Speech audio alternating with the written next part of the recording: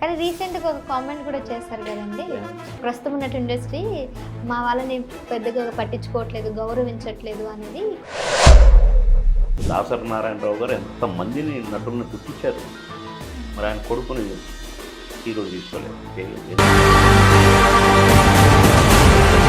ఆ పాటలు పెట్టాలి, నేను డ్యాన్స్ చేస్తే అది సినిమాలు ఆడాలి ఏనాడు అనుకోలేదు. చేశారు కదా సార్, ఒక డ్యాన్స్ సౌందర్య గారితో కూడా మీరు డ్యాన్స్ చేశారు. చినుకు చినుకు అందెలతో చిటపట చిరుస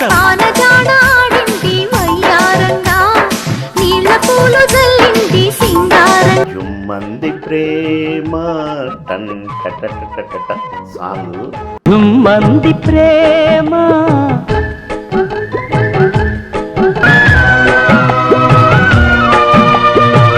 అందుకనే పాటలు చూసుకోండి మీరు, సినిమా ఉంటా అంటే 2 రోజులు బాగా సీన్లలో చూడండి, ఇవి కొంచెం బొద్ద గిద్ద ఉంటా.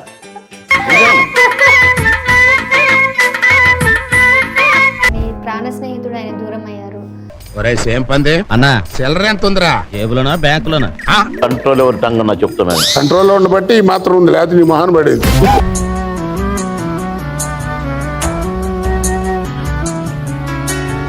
బాధగా ఉంటుంది కదా, మనుషులం కదా.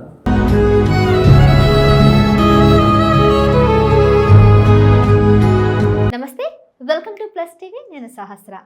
వెండితెరపై తనకంటూ ఒక ప్రత్యేక స్థానాన్ని ఎంతో మందిని నవ్విస్తూ, ఇప్పటికీ నవ్విస్తూ చాలామంది మదిలో నిల్చున్నటువంటి వ్యక్తి. కేవలం వెండితెరపైనే కాదు, రాజకీయాలంటూ తనకంటూ ఒక స్థానాన్ని, గుర్తింపును తెచ్చుకున్న ప్రముఖ హాస్య నటుడు, రాజకీయ నాయకుడు బాబు మోహన్ గారు మనతో పాటు ఉన్నారు. మాట్లాడదాం. నమస్తే సార్. నమస్తే. ఎలా ఉన్నారు సార్? బాగున్నాను. బాగున్నారా సార్? సో చాలా రోజుల తర్వాత మళ్ళీ మిమ్మల్ని కలవడం జరుగుతుంది. అందరూ కూడా మా మీడియా మిత్రులందరూ కూడా మిమ్మల్ని కలవడం జరుగుతుంది. చాలా సంతోషం సార్. మీరు కూడా అందరికీ టైం కేటాయించి అందరినీ కూడా కలుస్తున్నారు. సార్, ఎలా అనిపిస్తుంది సార్? వెండితెరలో ఈ మధ్యన సినిమాలు కాస్త తక్కువైపోయాయి కదా. అది నాకు తెలియదు కదా. నేనైతే 10 సినిమాలు చేస్తున్నాను, నాకు హ్యాపీగా ఉంది. మంచి మంచి క్యారెక్టర్లు వేస్తున్నాను, హ్యాపీగా ఉంది. 1-2 సినిమాలు రిలీజ్ అయినాయి.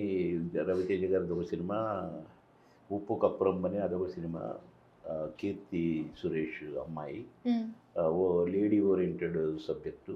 దాంట్లో నేను ఒక గ్రామ పెద్దగా, నాకు మంచి పేరు వచ్చింది. సినిమా కూడా చాలా బాగుందని పేరు వచ్చింది. అది కాక 38 లాంగ్వేజెస్లో నా క్యారెక్టర్ నేనే చేశాను. 38 భాషల్లో చేశారా? అవును.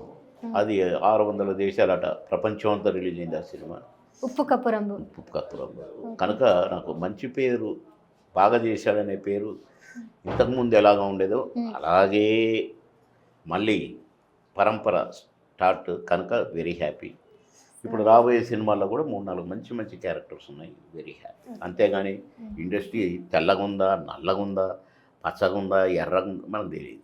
నాకు అవసరం లేదు. ఫస్ట్ పాయింట్, కళామ తల్లి లాగానే ఉంది. సంతోషం.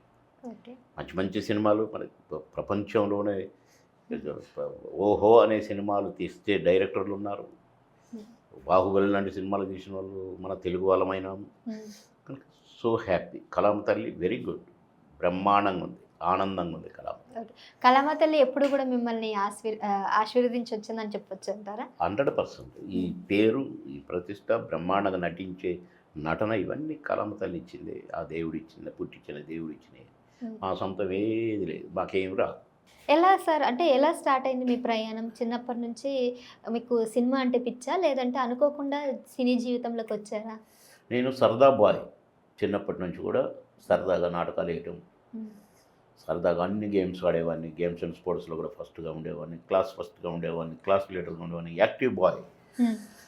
నాకు ఒకసారి టైఫాయిడ్ వచ్చి నేను గేమ్స్ ఆడలేకపోయాను. స్కూల్ డే జరుగుతుంది ప్రతిసారి. నేను స్కూల్ డే కానీ ఇలాంటి గేమ్స్ అండ్ స్పోర్ట్స్ ఉన్నప్పుడు నేను ఫస్ట్ ప్రైజ్ బాబు మోహన్ అని పిలిచేవాళ్ళు. నన్ను తీసుకొని పోతుంటే, ఇంకెందుకు పోతావు, అన్ని ప్రైజులు అన్నీ నీకే కదా, ఇండియా నిలబడనేవాళ్ళు. ఫస్ట్ ప్రైజ్ బాబు మోహన్, ప్రతి గేమ్కి, ప్రతి స్పోర్ట్స్కి. నేను అక్కడే ఉండి అక్కడే తీసుకునేది. షీల్డ్ తీసుకొని అన్ని పెట్టి టేబుల్ నిండేటి. సెకండ్ థర్డ్ తీసి ఇచ్చేవాళ్ళు. మళ్ళీ ఫస్ట్ ప్రైజ్ బాబు మోహన్. అట్లా యాక్టివ్ బాయ్ నేను అప్పటి నుంచి. అంతేది కానీ ఏదో సినిమా యాక్టర్ అవుతామనో, లేకపోతే ఇంకేదో స్పోర్ట్స్ మ్యాన్ అయిపోయి క్రికెట్ టీంకు కెప్టెన్ అవుదాం నేను అట్లాంటి ఆశలు ఎప్పుడు నేను పడలేదు. మంచి ఉద్యోగం చేయాలా, బాగా చదువుకోవాలి, ఇదే ఉండేది. అందుకని క్లాస్ ఫస్ట్గా ఉండేది, క్లాస్ లీడర్గా ఉండేది. అంతే తప్ప ఏదో సినిమా యాక్టరు ఇది అది మేము ఎప్పుడు అనుకో, ఎందుకంటే ఊహకు అందనివి. నేను ఖమ్మంలో ఉంటూ మెడ్రాస్ పోయి నేను సినిమా యాక్టర్ ఎట్లా అవుతాను, ప్రయత్నం చేయకుండా కాదు కదా. మంచి మంచి స్టార్స్ ఇప్పుడు నెంబర్ 1గా ఉన్న వాళ్ళు కూడా, ఎన్టీ రామారావు గారు, నాగేశ్వరరావు గారు కూడా వేషాల కోసం మద్రాసు పోయి నానా ఇబ్బంది ఆఫీసులు ఈ ఆఫీసులు తిరిగితే కూడా కాని వాళ్ళు ఉన్నారు, అందరూ కష్టపడట్లయ్యారు అని వినేది, రాసేది. కానీ అవన్నీ చదివి నేను మద్రాసు పోయి సినిమా యాక్టర్ అయితే ఎట్లా అనుకుంటాం? మన ఎవరు వెనక ముందు ఎవరు లేరు, నో గాడ్ ఫాదర్. అవును, మీ ఫిల్మ్ ఇండస్ట్రీలో ఎవ్వరు కూడా లేరు, అసలు సినిమా ఇండస్ట్రీలో లేరు, మా వంశంలోనే లేరు. అందరుగా కూడా మద్రాసు పోయి సినిమా యాక్టర్ అవ్వటమే తప్ప ప్రయత్నాలు చేసుకొని ఇంటికి వచ్చి పిలిచకపోయి తీసుకుపోయి దా దా దా దా దా అని ఎవరు విరవలే. ఆ పిలిచేది లేదు అసలు సంస్కృతి.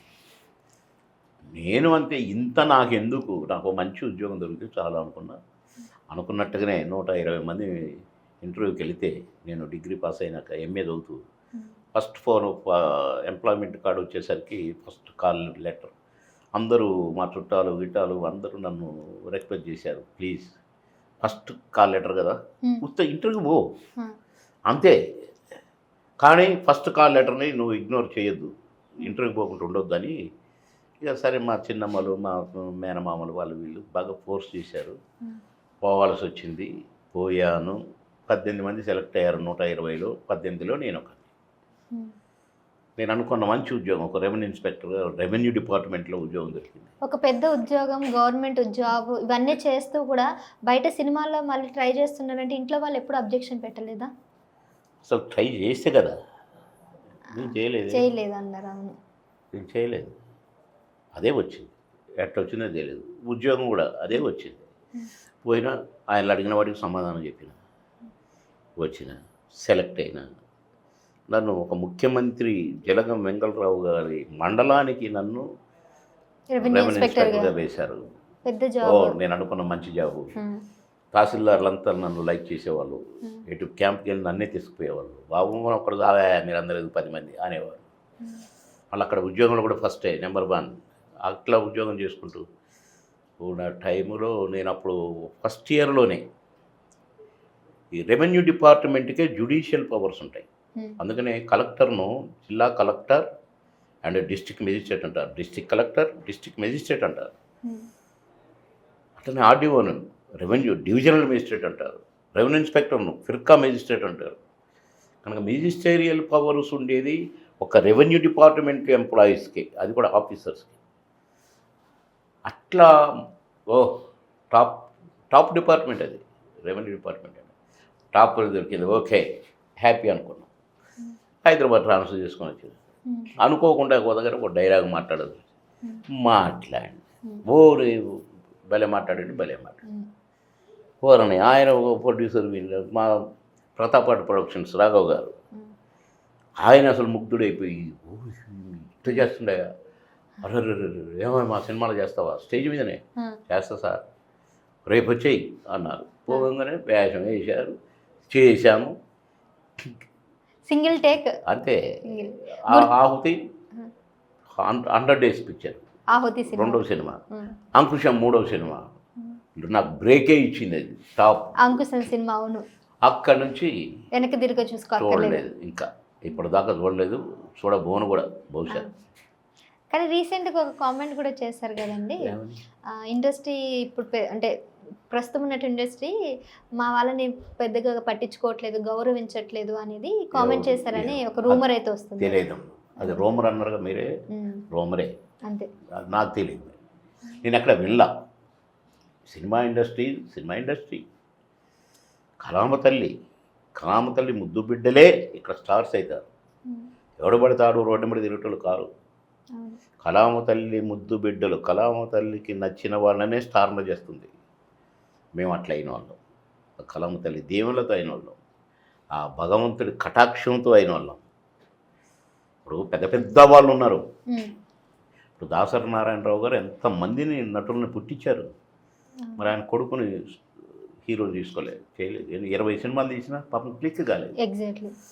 అట్లనే రాఘవేంద్రరావు గారు ఎలాంటి డైరెక్టర్ గారు, ఎంతమంది శ్రీదేవి గారిని హీరోయిన్ చేసింది రాఘవేంద్రరావు గారు, ఎందరో వాళ్ళ పవన్ కళ్యాణ్ పిల్లల గారి దగ్గర.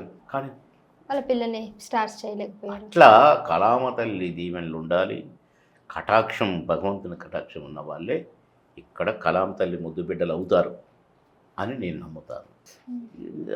దురదృష్టవంతుల గురించి నేను మాట్లాడాల్సిన అవసరం లేదు, నాకు అవసరం లేదు. అంటే అదృష్టం కూడా ఉండాలంటారు ఖచ్చితంగా. ఖచ్చితంగా ఆవగించంత ఉండాలట. ఉండాలంటారా? కొండల కొండలు కాదు, ఆవగించన్నా అనుపు ఉండాలంట. ఉన్న వాళ్ళు అవుతారు. అంతే. అది మా అదృష్టం, పూర్వజన్మ సుకృతం. ఆ భగవంతుడు ఎందరో భగవంతులు, ఎందరో డైరెక్టర్లు, ఎందరో హీరోలు, ఎందరో ప్రొడ్యూసర్లు, వీళ్ళందరి ఆశీర్వాదం, వీళ్ళంతా మాకు దేవుళ్ళ కిందే లెక్క. మీరు ఎప్పుడు కూడా విలన్ క్యారెక్టర్ కానీ లేకపోతే ఇంకా వేరే పవర్ఫుల్ క్యారెక్టర్ చేయాలని అనిపించిందా సార్? అనిపించలేదు. సినిమా యాక్టర్ అవ్వటమే చాలు అనుకున్నాం. ఇదే చేయాలి, అది చేయాలి, ఇది చేయాలి, నాకు పాటలు పెట్టాలి, నేను డ్యాన్స్ చేస్తే అది సినిమాలు ఆడాలి, ఏనాడు అనుకోలేదు. చేస్తారు కదా సార్, ఒక డ్యాన్స్ సౌందర్య గారితో కూడా మీరు డ్యాన్స్ చేశారు. మేము కలలు కలలేదు అంటున్నా, వచ్చింది చేసినాం, ఎలా చేసినాయి అయినాయి. ఎందుకంటే ప్రేక్షక దేవుళ్ళు. నా దేవుడు ఎన్టీ రామారావు గారు.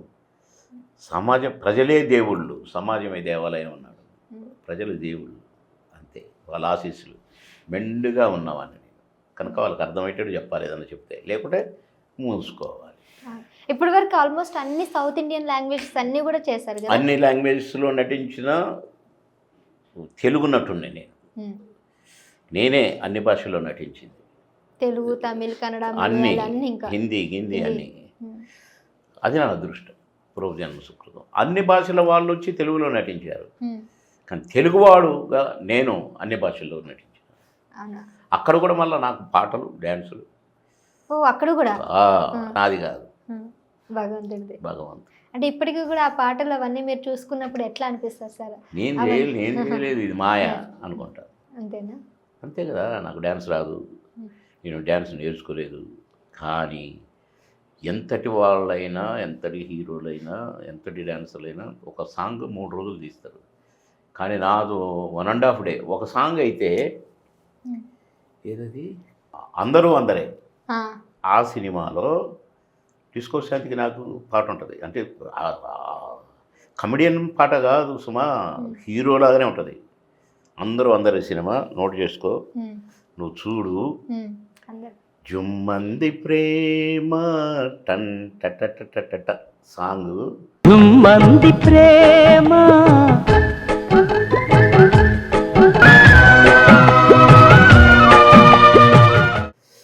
హీరో హీరోయిన్లు చేసినట్టే ఉంటుంది. కానీ ఉదయం సూర్యోదయంతో స్టార్ట్ అయింది 7 గంటలకు, సూర్యాస్తమయం 6 గంటలకు పాట అయిపోయింది. ఒకటే రోజు గుర్రాల మీద వస్తాము ఇద్దరం, టాన్ టట అనుకుంటూ, మళ్ళీ టాన్ టటాన్ అనుకుంటూ వెనక్కి వెళ్ళిపోతాం, అయిపోయింది పాట. ఒక్క రోజులో పాట అయిపోవడం ఏంటి అసలు చెప్పు.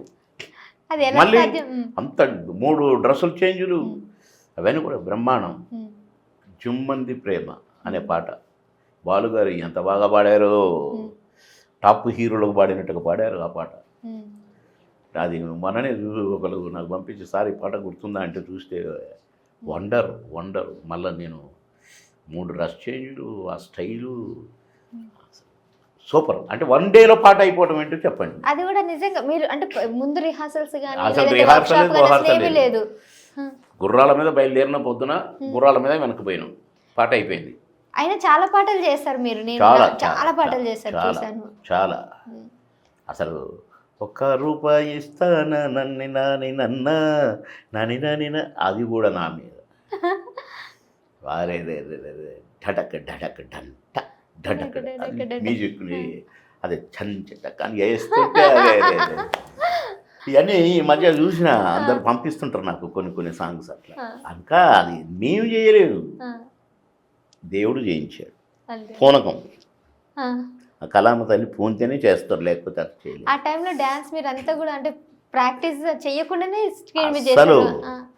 కాకపోతే ఒకటి చేసేవాడిని నేను, సాంగ్ అనేసరికి నేను 2-3 రోజుల ముందు నుంచే కొంచెం లైట్ ఎక్సర్సైజు, అలర్ట్ అయ్యేవారు. ఎందుకంటే పప్పు ముద్దలాగా కూర్చొని పరిగెత్తి షూటింగ్లు చేసుకుంటూ ఉండేది.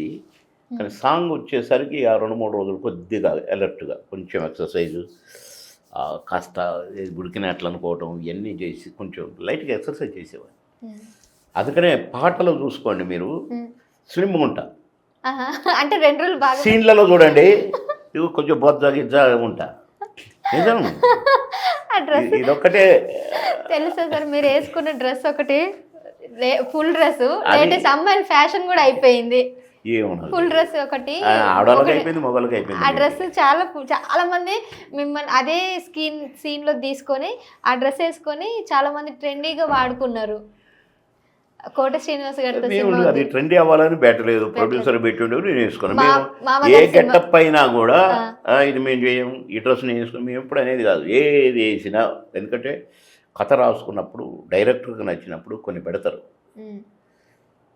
అది మేము ఏనాడు అట్లాంటివి మేము నో అనలేదు. 1-2 సందర్భాల్లో ఈ ఊతపదం ఇట్లా కాకుండా ఇట్లా అంటాం సార్ అనేది కొంచెం బూత్ మీనింగ్ అనిపిస్తే, లేకుంటే కొంచెం అనేదిగా ఎవరు ఇబ్బంది పడకూడదు అని చిన్నవి మార్చుకునేది. అట్లా ఈవి సత్యనారాయణ గారిది ఓ సినిమాలో ఒక ఊతపదం పెట్టి అన్నారు, నాకు నచ్చలా. బాగలేదన్నా నేను ఇది అన్నా, నేను అంటాను లేదు బాగుంటుంది అని ఆయన పట్టుబట్టాడు. ఆ వైజాగ్ రోడ్ల మీద తిరుగుతున్నా ఏం అర్థం కాక ఏంటి ఎట్లా పెట్టాడు, ఇది బూత్ మాట అయిద్దేమో అని నేను బాధపడుతూ తిరుగుతుంటే ఒక బోర్డు కనిపించింది, ఒక చైనీస్ రెస్టారెంట్. అర్రే వెనక తీసుకొని తీసి చూస్తే ఆ చివర 2 అక్షరాలు చాలా అమ్మా, ఈ 2 అక్షరాలు ఈవి గారు అన్న దానికి తగిలిస్తే బ్రహ్మాండంగా ఉంటుంది, ఓకే ఇది పెట్టేసుకోవచ్చు అని పోయి ఈవి గారికి చెప్తే వాహ్ బ్రహ్మాండం బాబు మోహన్ అని కౌగిలించుకున్నాడు. అదే ఆ ఒక్కటి అడక్కులో పుంపుహార్, అసలు అది ఆ డైలాగు పుంపుహార్ అంటే బ్రహ్మాండం బద్దలైంది అని అనే మీనింగ్ ఇంత పెద్ద కత్తి తీసుకొని వచ్చి అని మళ్ళీ దేవునితో మాట్లాడతాను, ఓకే అలాగే మేము ఇద్దరం మాట్లాడుకుంటున్నాడు. ఇవన్నీ క్రియేషన్. అట్లా మేము చాలా సినిమాల్లో మీరు ఓన్గానే చేసుకునేవారు. మేము చేసుకునేది చెప్పేది, ఏమన్నా సరి చేస్తే సరి చేసేవాళ్ళు డైరెక్టర్లు, లేకపోతే మీరు చెప్పిందే బాగుంది పెట్టేసేయండి అనేవాళ్ళు, అంతే తప్ప. అంటే మా కాంట్రిబ్యూషన్ ప్రతి క్యారెక్టర్లో మేము దూరి దాంట్లో ఇమిడిపోయి చేసినాం. అందుకనే న్యాచురల్గా ఉంటాయి మా క్యారెక్టర్స్. అది కూడా మా అదృష్టమే, దేవుడు పూర్వజన్మ సుకృతం అంతే. పాటలు కూడా బాగా పాడతారని విన్నాను సార్. ఊరికే ఏదో కూని రాగాలు, బాత్రూంలో రాగాలు అంటారు కదా, ఒక పాట పాడండి సార్. కాదంటారా? అపహాస్యాలు అప్పట్లో పాడారంటే ఏదైనా సాంగ్ పాడించారు అట్లా అంతేనా? మీ సినిమాలలో మీకు బాగా మీరు పర్ఫామ్ చేసిన డ్యాన్స్ కానీ సాంగ్ కానీ ఏది మీకు ఇష్టం? చాలానే చేశారు. మీకు 5-6 పిల్లలు అనుకోండి, పెద్ద కొడుకు ఇష్టమా చిన్న కొడుకు ఇష్టమా అంటే ఏం చెప్తారు? అందరూ ఇష్టమే అంటారు. మీ మమ్మీని అడిగి చూడు, మీరు ఎంతమంది? నేను ఒక్కదాన్నే. అయితే గొడవ లేదు. మీరు 2-3 పిల్లలు అనుకోండి, మీ అమ్మకి. మీ చుట్టాలలో ఎవరికైనా 2-3 పిల్లలు ఉండరు అనుకోండి, అడగండి మొదటోడు ఇష్టమా, రెండోడా, మూడోడా? 3 నా బిడ్డలే అంటారు. అట్లనే మా నోట్లో నుంచి వచ్చిన ప్రతి మాట మాకు ఇష్టమే, మేము చేసిన ప్రతి యాక్షన్ మాకు ఇష్టమే, మేము పుట్టించిన బిడ్డల్ని, మేము నటించిన బిడ్డల్ని మాకు కాదు అని దాన్ని కిండలు చేయలేము.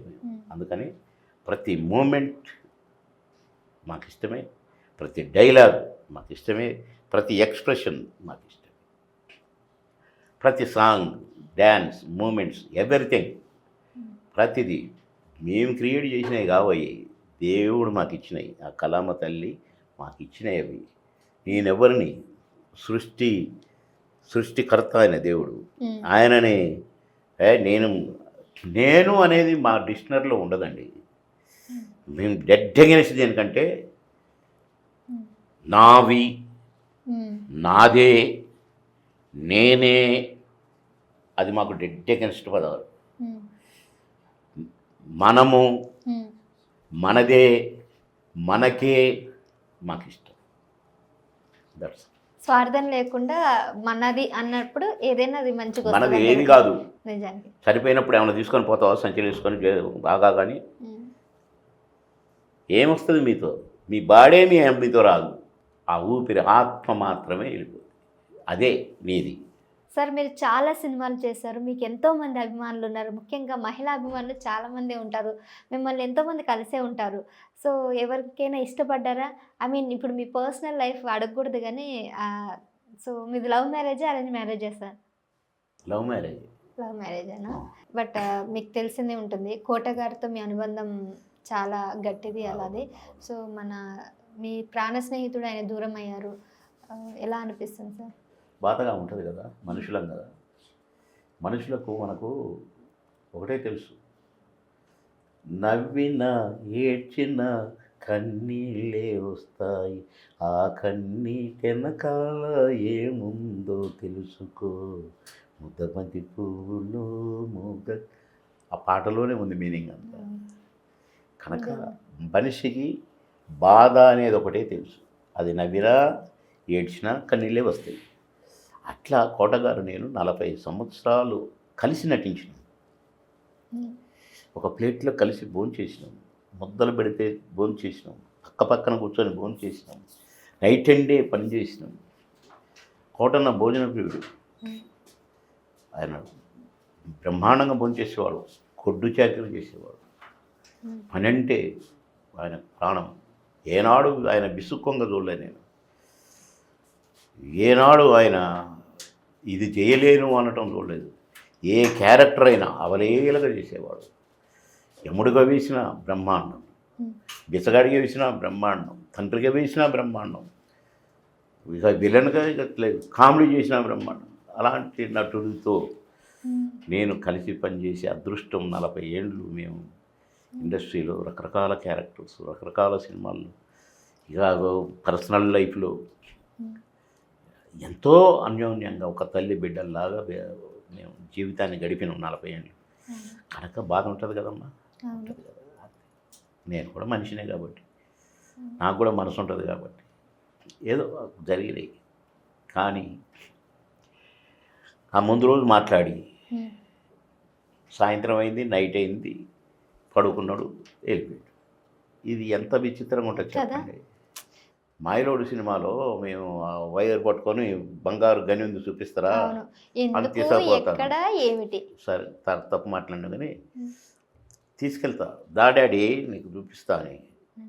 గోడ అడ్డం వస్తుంది, గోడ ఎక్కాలి, నేను ఎక్కి అవతలకి దిగాలి, అవతల బావిలో దిగుతాం. కానీ గోడ అడ్డం ఉంది కదా, ఈ కాలు తీస్తే ఎత్తటం రాట్లా, గోడ ఎక్కలేకపోతున్నా. అప్పుడు వంగు డాడీ అని వీపు మీద కాలు ఇట్లా పెట్టి దీన్ని ఎక్కి గోడ అవతలకి వెళ్ళిపోతా. ఏంట్రా ఇది ఏమనుకున్నావు, నేను ఒక సీనియర్ నటు, నా వీపు మీద కాలు బూటు కాలు పెట్టి ఎక్కుతావా అని పెద్ద రగ్దంతా చేయొచ్చు. భలే చేసావురా, ఎట్టొచ్చిందని నీకు ఐడియా అన్నాడు.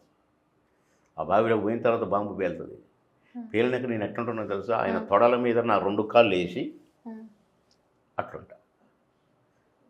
ఒప్పుకుంటున్నారు అన్న, బూటు కాళ్ళు తొడల మీద ఇక్కడ ఇట్లా పెట్టి ఉంటాయి. కానీ ఎప్పుడు ఏమనేటోడు కాదు, నేనేం చేసినా ఏమనేటోడు కాదు. ఆయన ఎంత స్పోర్టివ్గా ఉండేదో నేను కూడా అంతే, ఆయన ఏదన్నా నేను ఫీల్ అయ్యేటోడు కాదు. అలాంటి మహానుభావుడు కోటగారు. అంటే కొందరికి నచ్చవచ్చు, కొందరికి నచ్చకపోవచ్చు. నాకు నచ్చిండు, తాను మెచ్చింది రంబ అంటారు కదా, నాకు ఒక రంబలాగా మా కోట. ఎప్పుడు మీ మధ్య గొడవలు జరగలేదు? అసలు ఏదైనా ఉంటే కూడా అప్పటికప్పుడే అంతే. మళ్ళా అన్న ఇప్పుడు అనుకుంటూ పోయింది, అరే బాబా రారా అంతే. మనుషులం కదా, ఏమన్నా చిన్న చిన్న చిన్న వస్తాయేమో, కానీ మేము అసలు రాలేదు. ఏనో భగవంతుడు కూడా ఇద్దరిట్లో ఒకే జాతకం అన్నట్టుగా మీ అబ్బాయిని వాళ్ళ అబ్బాయిని కూడా దూరం చేశారని అన్నారు. అప్పుడు అసలు దూరం చేయదు కదా, యాక్సిడెంట్. మా అబ్బాయి మోటార్ బైక్ మీద వస్తూ ఒక అమ్మాయి అడ్డం వస్తే సడన్ బ్రేక్ వేసి హ్యాండిల్, లేకుంటే హ్యాండిల్తో గుద్దేసేవాడు, హ్యాండిల్ ఇట్లా తిప్పేసరికి స్లిప్ అయింది, డివైడర్కు తల కొట్టుకుంది, టప్పున అక్కడ స్పాట్లో చనిపోయాడు. అట్లే కోటగారి అబ్బాయి కూడా బైక్ మీద వెళ్తున్నాడు, ఒక ట్రక్ అడ్డం వచ్చింది, టప్పున కొట్టుకునే దానికి స్పాట్. యాజ్ ఇట్ ఈజ్గా 2 చావులు ఒకటేసారి అండి ఒకే రకం ఒకే రకంగానే ఒకే రకంగా 1 ఇయర్ దానికి గ్యాప్. దానికి దీనికి ఒక సంవత్సరం గ్యాప్. అంటే దీనికి మీ ఇద్దరం కలుసుకున్నప్పుడు బాధపడటం, అరే మనకి ఎట్లయింది ఏంట్రా, నీ కొడుకు పోయిండు నా కొడుకు పోయిండు అని అనటం. అంటే అన్నా మనం కోట్ల మందిని నమ్మించినామన్నా, నవ్వు రానోడు కూడా మనల్ని చూడగా నవ్వేటోడు కదన్నా, కానీ ఈర్ష్యపడ్డాడన్న దేవుడు. అరే వీళ్ళు నేడిపియాలనుకున్నాడన్న, అందుకని నా కొడుకుని నీ కొడుకుని గట్ట తీసుకుపోయిండన్న. నవ్వించినందుకు మనకు శిక్ష ఇది, లేక రివార్డు అవార్డు అనుకుందాం. దిష్టి అనుకోవచ్చు సార్. దిష్టి అని లేదు, దేవుని గురించి మళ్ళీ ఉపమానం చెప్పేటప్పుడు దిష్టి దేవుడు దిష్టి పెట్టాడు కదా అని మనకు రివార్డు ఇచ్చిండన్నా దేవుడు, బహుమానం ఇచ్చిండు అని అనుకుని ఏడ్చేటోటం, మళ్ళీ ఇద్దరం వేసేటోళ్ళం. అట్లా చాలా. Okay, right sir, thank you sir. చాలా మందికి మీరు ఇప్పటివరకు నవ్విస్తూనే ఉన్నారు, ఇంకా నవ్విస్తూనే ఉన్నారు. భగవంతుడు మీకు నిండు నూరేళ్ళు ఆయుష్ ఇవ్వాలని మేము అందరం కూడా కోరుకుంటున్నాం. Thank you so much sir. So thank you sir. చూస్తారు కదండి, ద లెజెండరీ బాబు మోహన్ గారు చాలా చక్కగా మాట్లాడారు. కళామ తల్లికి ముద్దు బిడ్డ అయినటువంటి బాబు మోహన్ గారు ఎప్పటి నుంచో తన సినిమాలతో అందరినీ నవ్విస్తూ ఉన్నారు. అయితే రీసెంట్గానే కోట గారు చనిపోవడం తెలుగు ఫిలిం ఇండస్ట్రీకి విషాదకరమైనటువంటి సందర్భం అనొచ్చు. సో మరి అలాంటి సందర్భంలో ఒక ఎర మాయమవుతుంది. ఈ ఎర అంతా కూడా మన అభిమానులందరూ కూడా లెజెండరీలందరినీ కూడా మిస్ అవుతున్నారని చాలా బాధపడుతున్నారు. సో మరి అలాంటి ఎర మాయమవుతున్నారు. కొత్త జనరేషన్స్ అందరికీ కూడా ఇలాంటి నటులు ఇంకా మళ్ళీ ఎప్పుడు కలవలేమో అన్న బాధలో కూడా ఉన్నారు. కానీ ఈరోజు ప్లస్ టీ పుణ్యమా అన్నట్టు నేను బాబు మోహన్ గారిని కలిశాను. చాలా విషయాలు తెలియజేశారు.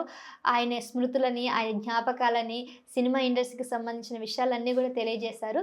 సో మరొక మంచి నటుడితో మళ్ళీ మీ ముందుంటాను. చూస్తూనే ఉండండి ప్లస్ టీవీ. నమస్కారం.